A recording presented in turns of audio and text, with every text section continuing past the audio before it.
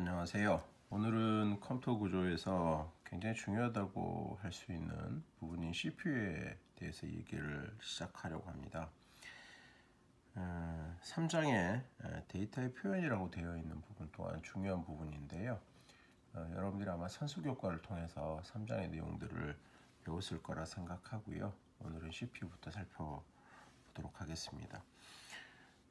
컴퓨터에서 CPU라고 하는 거는 그 의미부터 점검을 해보셔야 될 건데 Central Processing Unit이라고 배우셨을 거고요. 우리말로는 아마 중앙 처리 장치 이런 개념으로 배우셨을 거예요.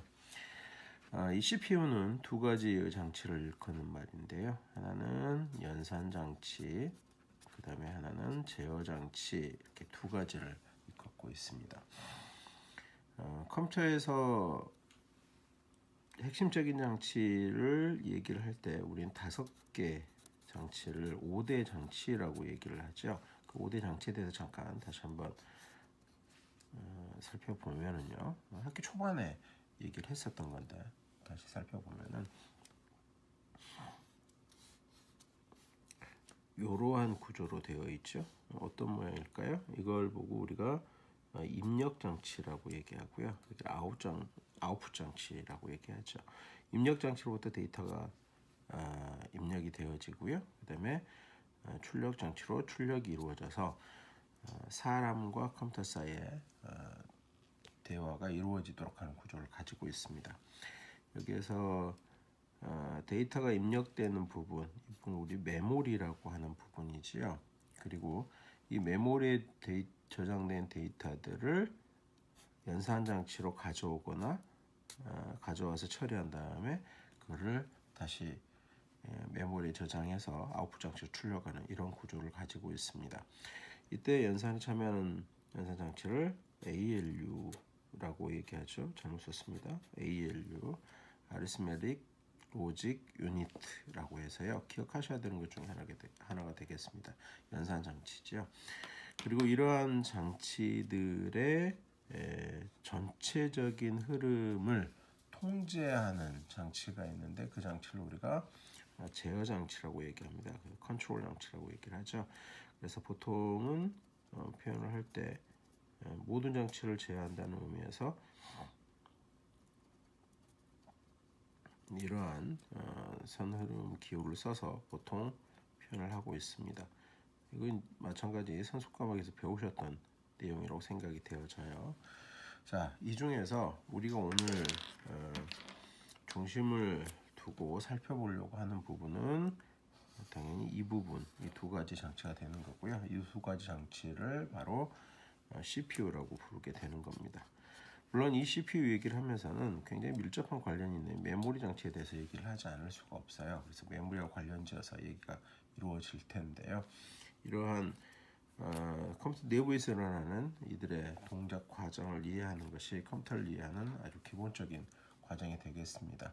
문제는 다른 기계 시스템과는 달라서 우리가 이 동작들을 이해하는 과정이 아닌 눈으로 살펴보는 것이 쉽지 않다라고 하는 문제가 있죠. 그래서 이 과정을 이해하는 게 꼭 필요하다라고 말씀드릴 수 있을 것 같아요.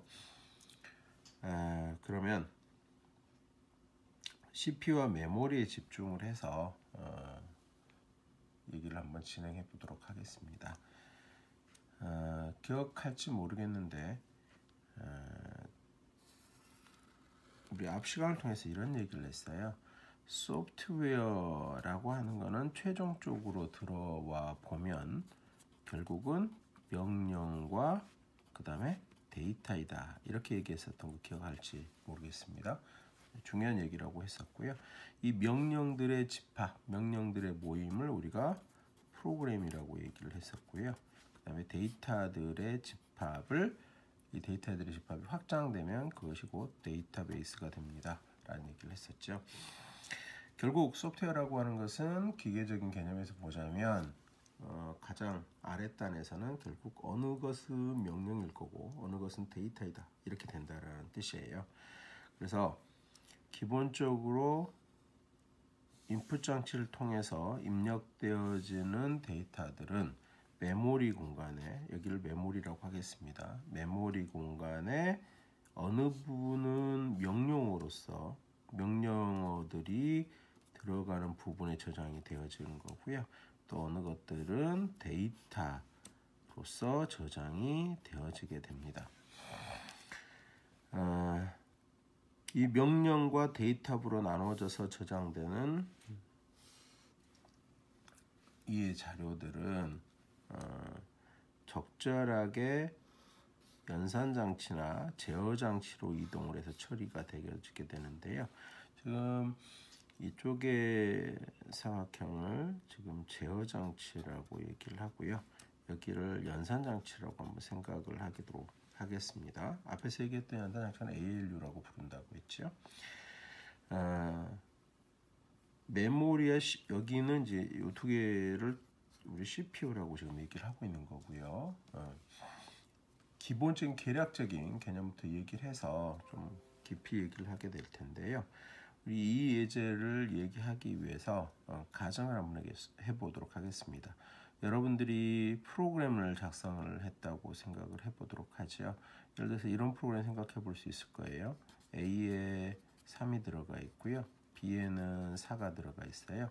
여러분들이 작성하는 프로그램을 생각하시면 됩니다. 그리고 A와 B를 더한 결과를 H라는 곳에 넣도록 하자라는 프로그램을 작성을 했습니다. 자, 이 경우에 여러분들은 소프트웨어적으로 얘기를 했을 때 이걸 컴파일이나 인터프리팅을 해서 이게 메모리 적재가 되게 되는 거고요. 적재된 메모리 상에서 이제 CPU가 어떤 동작을 취해서 우리는 어떤 결과를 보게 되죠. 자, 그 과정상에서 이런 일들이 일어나게 되는 거예요. 3과 4라는 곳이 어디에선가 A라고 불리고 어느 곳에서는 B라고 불리는 곳에 3과 4가 저장이 되어져요. 실제 메모리 공간에 대해서는 다시 한번 좀 더 자세히 얘기를 하게 될 텐데 일정한 크기를 갖는 획일화된 어떤 공간들로 만들어져 있습니다. 쉽게 생각하시면은 메모리 공간은 우리 아파트라고 하는 공간을 생각하시면 돼요. 아파트 중에서도 굉장히 아파트의 본래적인 의미, 획일적인 크기와 크기를 가지고 있는 각각 분할된 공간이라고 생각하시면 됩니다. 그 다음에 어떤 곳을 우리 H라고 합시다. 합이라는 뜻에서 H라고 썼습니다. 처리된 결과를 저장할 거고요. 자, 이랬을 때 이 여러분들이 작성한 프로그램 중에 프로그램을 분해를 해보시면은요, 지금 여기 마지막에 있는 거에 집중해서 보도록 하겠습니다. 분해를 해보시면 A에 들어있는 값과 B에 들어있는 값을 더하세요라는 더하라라는 명령이 하나가 있고요. 그다음 그 결과값을 H에 넣으시오라고 하는 기억 공간에 넣으라고 하는, 기록하라고 하는 또는 저장하라고 하는 이런 명령어 두 개로 이루어져 있거든요. 그래서 실제 명령부에 저장되는 데이터는 더하세요 A와 B를 이렇게 되어 있고요. 그 다음에 결국 그 결과를 H에 넣으세요 하는 명령으로 이루어져 있습니다. 개념적으로 그냥 화살표 그린 거니까 그냥 그렇게 표현하도록 하겠습니다. H에 넣으세요 이런 식으로 되어 있고요. 마찬가지는 획일화 공간에 들어 있어서요. 어딘가에 이렇게 들어있는 모양새를 가지고 있어요. 그러면 애들이 어떤 과정을 통해서 이 들어있다고 보고요. 그러니까 여러분들이 컴파일을 해서 프로그램을 짠 다음에 컴파일을 해서 넣어놓게 되면요. 이런 모양새가 되는 거고요. 기본적으로는 나중에 다시 한번 얘기할 때 상세하게 수업 시간에 얘기하게 될 것 같은데요. 기본적인 개념은 이렇습니다. 운영체제가 처음에 여러분들이 시작해야 되는 시점을 알려주게 돼요. 그걸로 이제 나중에 이제 프로그램 카운터라는 얘기를 할 텐데요. 여러분들 PC라고 쓰면은 퍼스널 컴퓨터, 이제 전공자들은 하나를 더 생각하셔야 돼요. 프로그램 카운터라고 하는 게 있는데 이 프로그램 카운터라고 하는 아주 중요한 컴퓨터 구조에서 중요한 것 중 하나입니다. 라고 하는 A에 들어있는 값을 참조를 해서 시작 시점을 찾게 돼요. 찾았다고 가정을 하고요. 맨 처음에 이 A와 B를 더하라는 명령을 가져와서요. 그걸 어디로 가져오냐면 제어장치로 가져오게 되는 거거든요. 제어장치로 더하세요 A, B를 이런 걸 가져와서요. 가져오게 되면 이것이 무슨 의미를 갖는지를 해석을 해보게 됩니다. 누가요? 제어장치가요. 그래서 해석을 하는 과정을 통해서 이제 필요한 작업들을 수행을 시켜요. 그래서 적절하게 제어장치가 메모리로부터 어떤 데이터를 가져올 건지, 연산장치는 무엇을 해야 될 건지를 지시하게 됩니다. 이쪽에서 보면 여기에 해당하는 이런 컨트롤 선들을 통해서 그런 작업들을 지시하게 된다는 거죠. 이런 과정을 통해서 연산장치는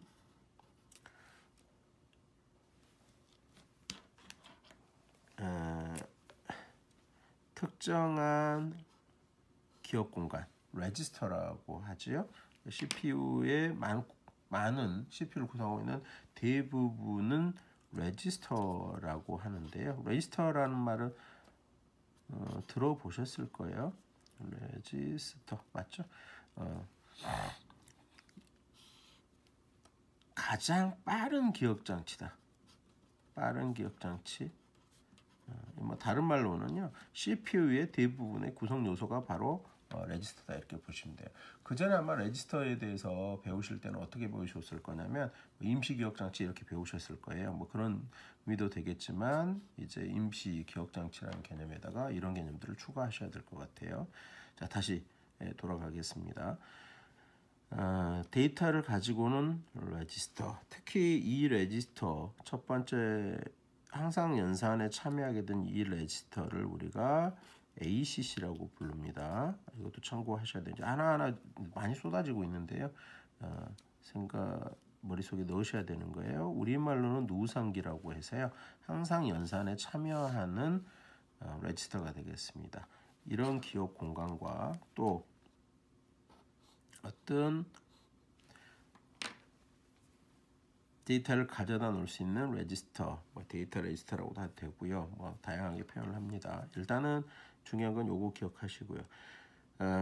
이런 레지스터, 연산장치 하는 레지스터에 기억장치에 있는 3과 4를 각각 가져다 놓게 돼요. 3과 4.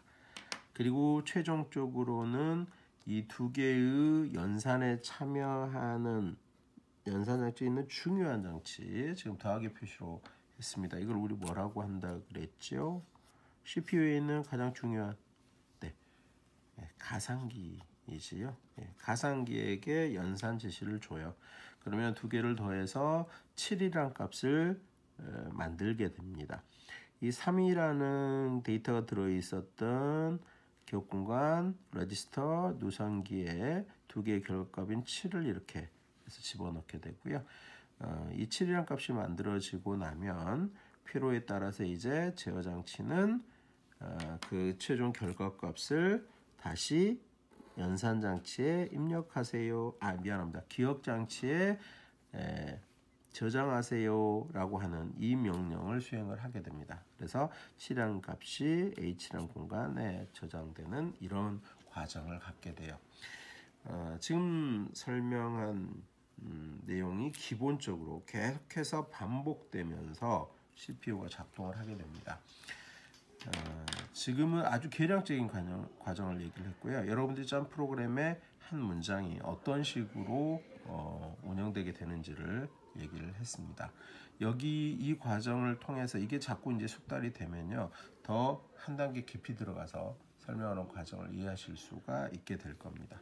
다시 한번 살펴보시면 5대 장치에서 어떤 관계를 갖는지, 그 다음에 실제 여러분들이 작성한 프로그램이 이러한 과정을 통해서 계속 순환되는 과정을 통해서 운영되게 된다라고 하는 것을 이해하셔야 됩니다. 이제 이걸 이해하셨으면 이제 좀 더 깊게 들어가서 설명을 하게 될 거예요. 오늘 회차는 여기서 마치도록 하겠습니다.